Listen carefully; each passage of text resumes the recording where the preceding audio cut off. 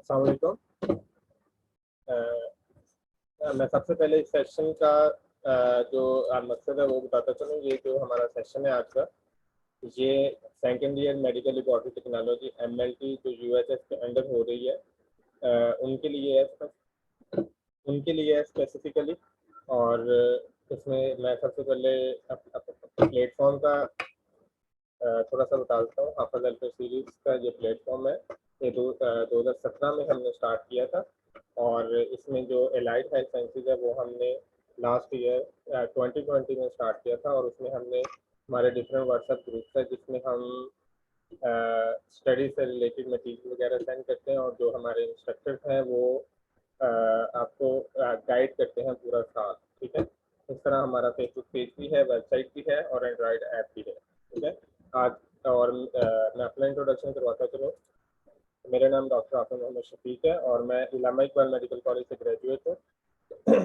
और आज के सेशन में जो हमारे साथ होंगी और जो आपको पूरा गाइड करेंगी वो है खतीजा जवाद। ये MLT फाइनल ईयर स्टूडेंट है इलामा इकबाल मेडिकल कॉलेज से। तो मैं खतीजा जवाद से रिक्वेस्ट करूंगा कि वो आएँ और अपना सेशन स्टार्ट करें। पहले अपना इंट्रोडक्शन करवा दें, उसके बाद अपना सेशन स्टार्ट करें। आ रही हुई है बस? जी जी आ रही।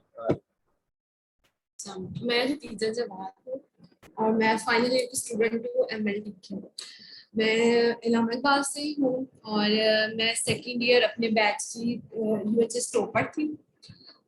अब मैं आपको बताती हूँ, सेकंड ईयर में आप लोगों के ना बेसिकली 2 सब्जेक्ट्स हैं। ठीक है, एक हमारा है हिमाटोलॉजी और ब्लड बैंकिंग और दूसरा है हिस्टोटेक्नोलॉजी एंड साइटोटेक्नोलॉजी। अब इसकी डिवीजन कुछ इस तरह है कि haematology and histotechnology as a major subject act करते हैं और ब्लड बैंकिंग और साइटोटेक्नोलॉजी जो होते हैं वो एज अ माइनर सब्जेक्ट, या हमारे सिलेबस में लिखा होता है इसके 20 मार्क्स होते हैं, बाकी के 80 मार्क्स होते हैं। यानी अगर थ्योरी का पेपर हमारा 100 मार्क्स का है तो उसमें 20 और साइड टेक्नोलॉजी का और बाकी दोनों का 80 मार्क्स का है। ठीक है, अब पेपर कुछ इस तरह आता है बच्चों के ना, हिमाटोलॉजी के थ्योरी का पेपर भी होगा और प्रैक्टिकल का भी पेपर होगा। जब हमने फर्स्ट ईयर दी थी आप लोगों के बस थ्योरी या MCQ टाइप पेपर था, उसमें कोई क्वेश्चंस नहीं थे, कुछ नहीं था। लेकिन इसमें आप लोगों के साथ MCQs भी होंगे और SCQs भी होंगे। SCQs शॉर्ट ऐसे टाइप क्वेश्चंस होते हैं, यानी क्वेश्चन वो शॉर्ट होता है लेकिन थोड़ा सा आपने उसको डिटेल में लिखना होता है, नहीं वैसे नहीं जैसे हम FSC में करते थे, वैसे नहीं, उससे थोड़ा लेंथी। यानी FSC में तो बस 2 नंबर का सवाल होता था, उसको बहुत थोड़ा सा लिखते थे, लेकिन इसमें थोड़ा लंबा लिखना है। ठीक है, अब थ्योरी के मार्क्स कैसे होते हैं कि 100 मार्क्स का पेपर है। 100 मार्क्स के पेपर में दोनों हिमाटोलॉजी भी और हिस्ट्री भी दोनों में ये होता है 100 मार्क्स का पेपर है।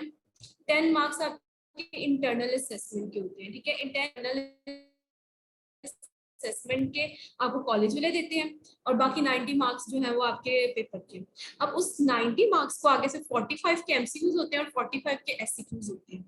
अब इसमें जो ब्लड बैंकिंग और साइटोटेक्नोलॉजी की अगर हम बात करें शॉर्ट ऐसे टाइप क्वेश्चंस में, तो उसमें एक क्वेश्चन आना लाजमी होता है, एक सवाल लाजमी आता ही आता है। ये नहीं कि हम कह दें कि सवाल आता ही है, एक सवाल आता है, लेकिन एक से ज्यादा भी हो सकता है, यानी 2 3 हो सकते हैं। किसी पेपर में आपको कहीं मिलेगा कि 3 आप लोगों के नहीं, 3 20 नंबर का पेपर के लिए 3 सवाल, तो नहीं, ये ऐसा हो सकता है। 3 सवाल भी हो सकते हैं, 2 भी हो सकते हैं, एक लाजमी है। उसके बाद अगर हम MCQs वाले क्वेश्चन पे आए तो ये भी डिपेंड करता है उन पे कि वो MCQs ज्यादा ब्लड बैंकिंग से दे दें या साइटोटेक्नोलॉजी से दे दें, लेकिन कुछ कुछ तो होंगे लाजमी। अब हमारा टाइम का पेपर में ब्लड बैंकिंग से ज्यादा MCQs थे, तो ये दोनों चीजें एक साथ लेके चलने वाली होती है। कहने को थोड़ा माइनर सब्जेक्ट होता है लेकिन पढ़ना दोनों को एक जैसा ही होता है। ठीक है, फिर प्रैक्टिकल और जो आपका पोर्शन होता है उसमें भी इसी तरह होता है। 90 मार्क्स का प्रैक्टिकल होता है और 10 मार्क्स आपके इंटरनल असेसमेंट के होते हैं। प्रैक्टिकल में OSPI होती है, OSPI भी सेकेंड ईयर वाले बच्चों के लिए नई चीज होती है, प्रैक्टिकल भी नई चीज होती है, वाइवा भी नई चीज होती है, क्योंकि फर्स्ट ईयर में हमने ऐसी कोई चीज नहीं देखी होती। हम लोगों को नहीं पता होता OSPI क्या है, हमें नहीं पता प्रैक्टिकल क्या, हमें नहीं पता वाइवा क्या होता है। तो इसमें OSPI में हम एक तरह से स्टेशंस होते हैं ठीक है। उन स्टेशन पे क्वेश्चंस लिखे होते हैं, उनको सॉल्व करना होता है और 2 मिनट का आपके पास टाइम होता है। तो वो आपने ऐसे सवालों के जवाब लिखने होते हैं, कोई आपसे आपकी लैब रिलेटेड चीजें होती हैं, उनको आइडेंटिफाई करना होता है, उन सवालों के जवाब देने होते हैं। तो उस तरह की चीजें होती हैं। फिर प्रैक्टिकल में जब आपको प्रैक्टिकल परफॉर्मेंस आती है, अब तो आप सबको लैब में जा चुके हो, आप देख चुके हो लैब में कैसे काम होता है, हम लैब में क्या क्या करते हैं।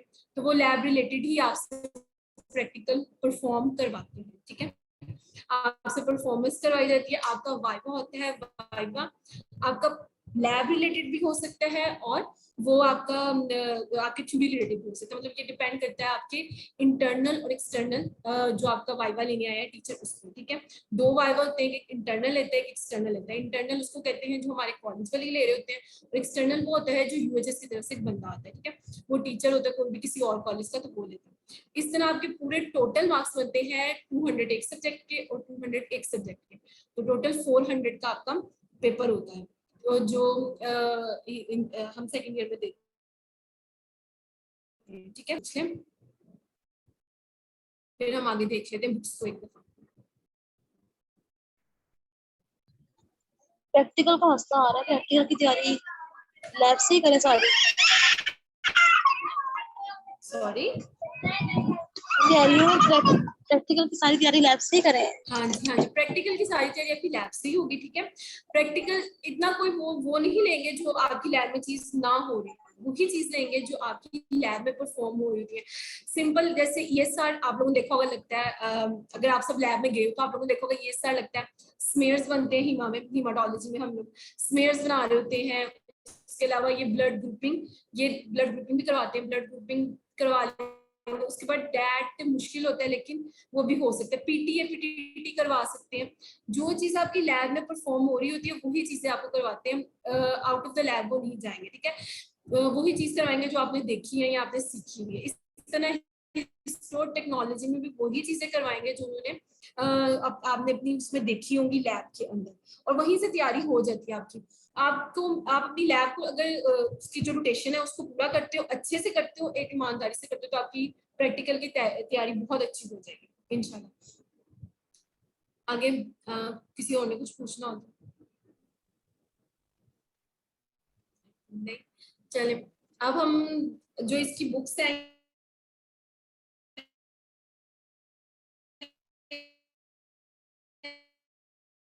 जो बुक है हॉब्रेंड का, आई थिंक 8 एडिशन चल रहा है, और उसके अलावा एएफआईपी ये मैनुअल है लेबोरेटरी मेडिसिन का। इसके अलावा और भी बुक्स हैं,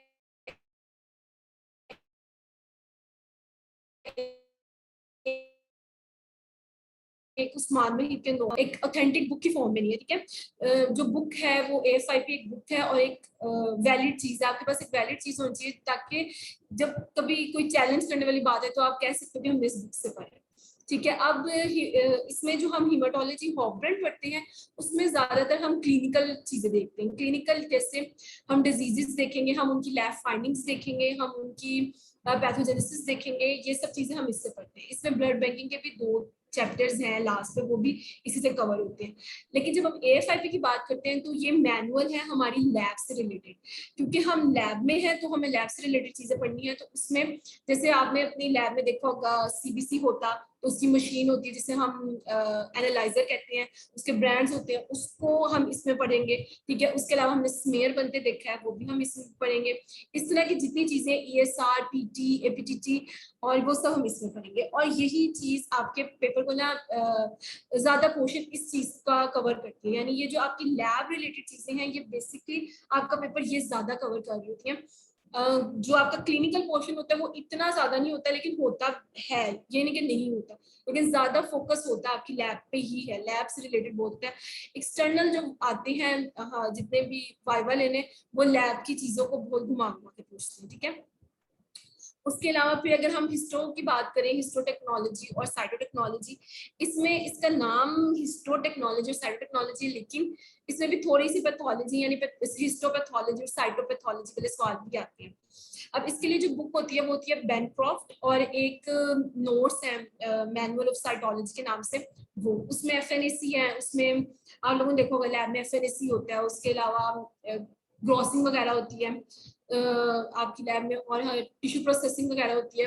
हिस्टो में बस ये 3-4 चीजें होती हैं। या फिर उसके बाद जो आती है माइक्रोस्कोपी होती है, तो वो माइक्रोस्कोपी वाला पोर्शन भी थोड़ा सा पेपर में आता है। अगर पास पेपर्स देखें तो उसमें आता है माइक्रोस्कोपी का भी पोर्शन, ठीक है। अच्छा, इसमें मैनुअल ऑफ साइटोलॉजी इसके लिए है, और उसके लिए बैंक्रॉफ्ट है। उसमें आपकी बैंक्रॉफ्ट में आपके सारे जो चीजें हैं वो कवर हो जाती हैं, जैसे fixation, tissue processing, microtomy, frozen section, ये सब चीजें कवर हो जाती हैं आपकी बैंक्रॉफ्ट और साइटोलॉजी में। जितना पोर्शन है कि हम साइटो में एफएनएसी कर रहे हैं, उसमें एक सेल ब्लॉक बनता है, वो कैसे बनता है, वो सब चीजें इसमें कवर हो जाती है।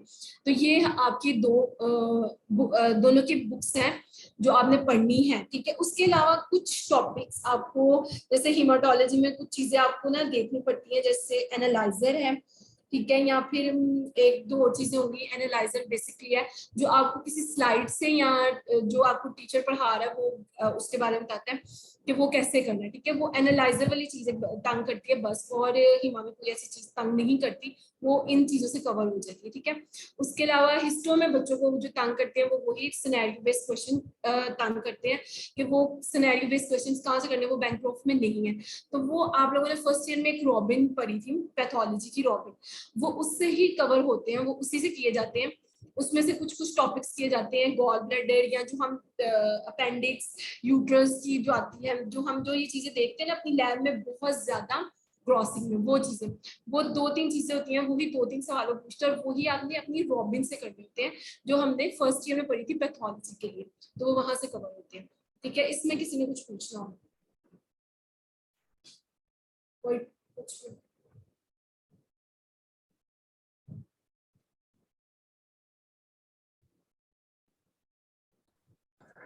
हिस्टो के लिए रॉबिन को भी साथ साथ करना है क्या?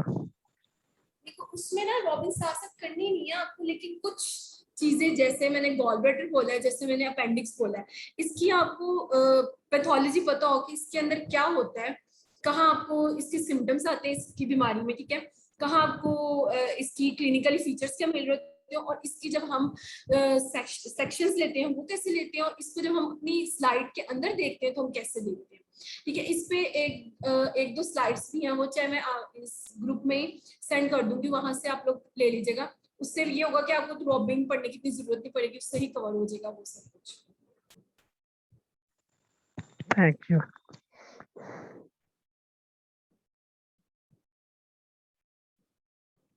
अगर किसी ने कोई और क्वेश्चन करना है तो वो पूछ लें।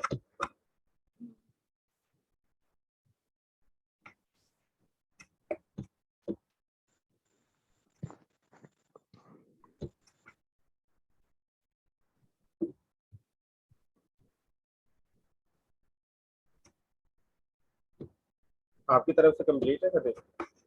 जी, चलें, ठीक है। अगर किसी ने कोई क्वेश्चन करना है तो पूछ ले, अदरवाइज जो हमारे गाइडलाइंस वगैरह है या नोट्स वगैरह है वो हम, जो हमारा व्हाट्सएप ग्रुप है एमएलटी सेकेंड ईयर का, उसमें भी हम शेयर करते हैं। सर मैंने एक करना था क्वेश्चन पूछे।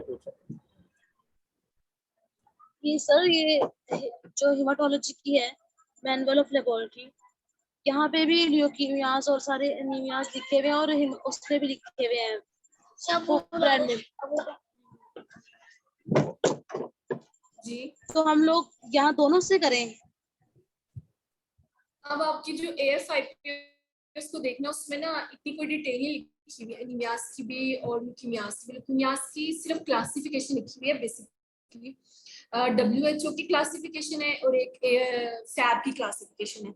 वो आप अपनी बुक तो खोगे ना हॉफब्रांड वाली, तो आपको उसमें नहीं मिलेगी, वो आपको AFIP से ही करनी पड़ेगी।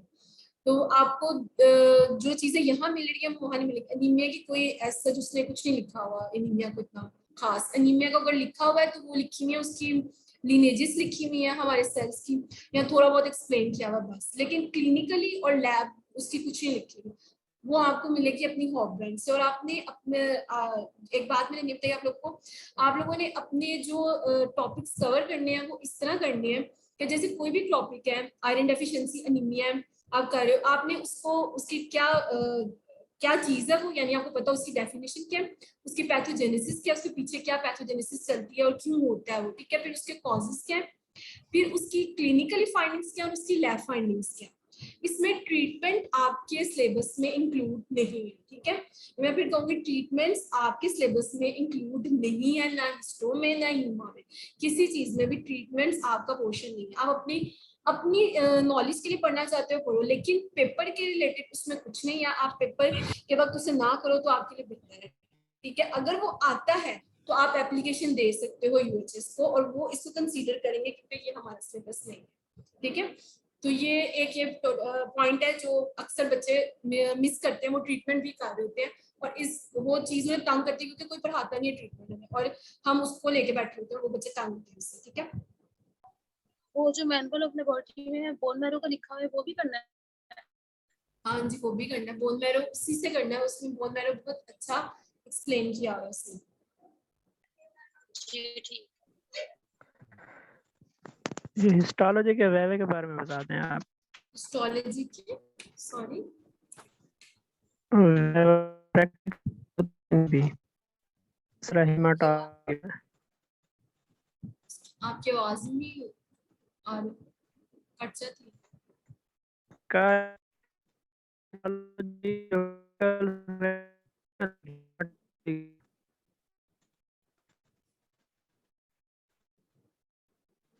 तो समझ नहीं आप मैसेज कर दो हिस्टोलॉजी अगर। के वाइवा के बारे में पूछ रहे हैं।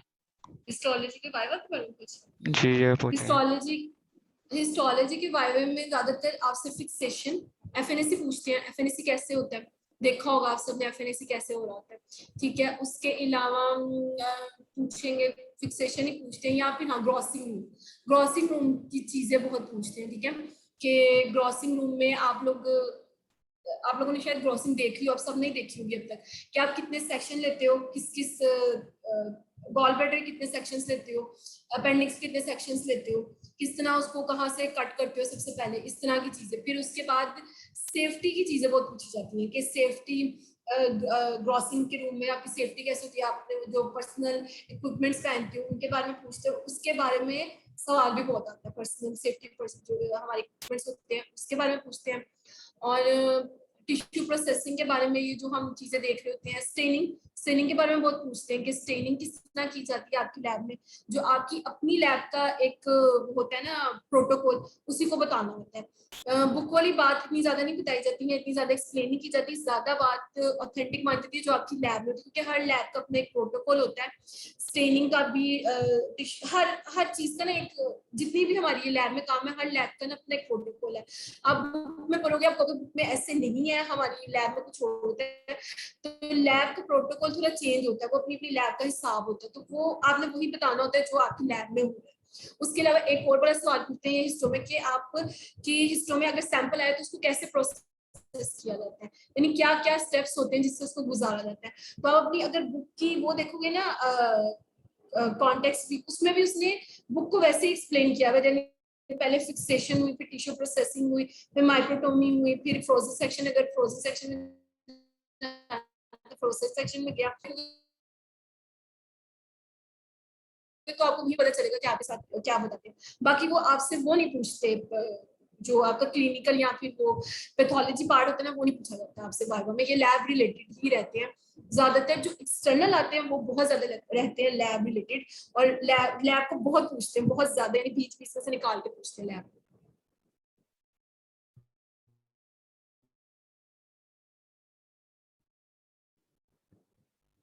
और कुछ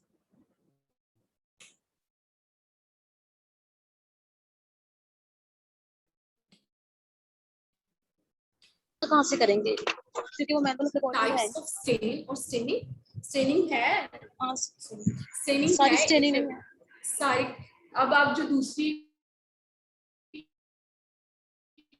आप जो थोड़े स्टेन्स देखोगे वो A5 में है, जो बाकी आप स्टेन्स देखोगे ना वो उसमें आगे एक और चैप्टर है उसका नाम है साइटोकेमिस्ट्री, आई थिंक, उसमें स्टेन्स बाकी सारे एक्सप्लेन किए हैं। उसमें सुडान है, माइलोपेरोक्सीडेज है, उसमें बैस है, उसमें ये सब स्टेन्स जो ल्यूकीमिया से रिलेटेड स्टेनिंग हम करते हैं ना, उसने नेक्स्ट एक और चैप्टर में एक्सप्लेन किया है। आप एक दफा देखना, ठीक है। जी ठीक है।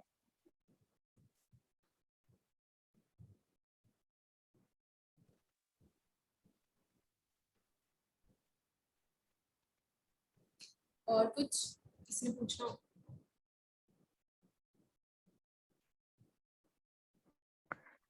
ये मैनुअल लेबोरेटरी वाली अगर बुक किसी के पास पीडीएफ में है तो इस ग्रुप में काइंडली शेयर कर दीजिएगा। चलो मैं कर देती हूँ कुछ।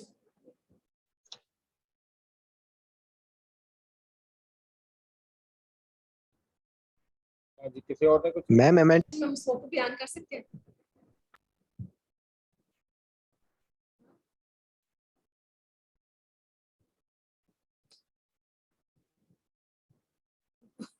पूछ रही हूँ कि इस सेशन में हम स्कोप को बयान कर सकते हैं, मतलब बता सकते हैं थोड़ा सा।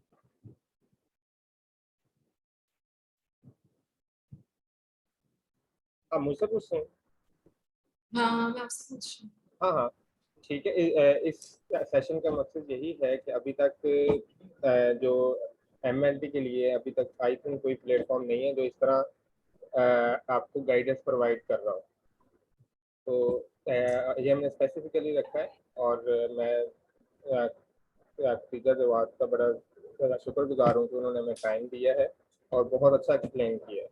आई थिंक आप लोगों को सबको ही आइडिया होगा कि अपनी सेकेंड ईयर कैसे करनी है, क्योंकि आपकी जो सेकेंड ईयर है वो फर्स्ट ईयर से टोटली डिफरेंट है।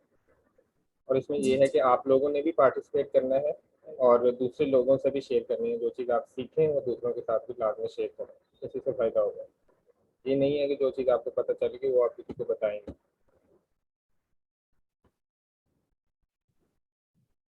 और अच्छा, इसमें ना आप पूछ रहे ना जो स्कोप का, तो आप देखो सबसे पहले तो आप ये देखो कि इसको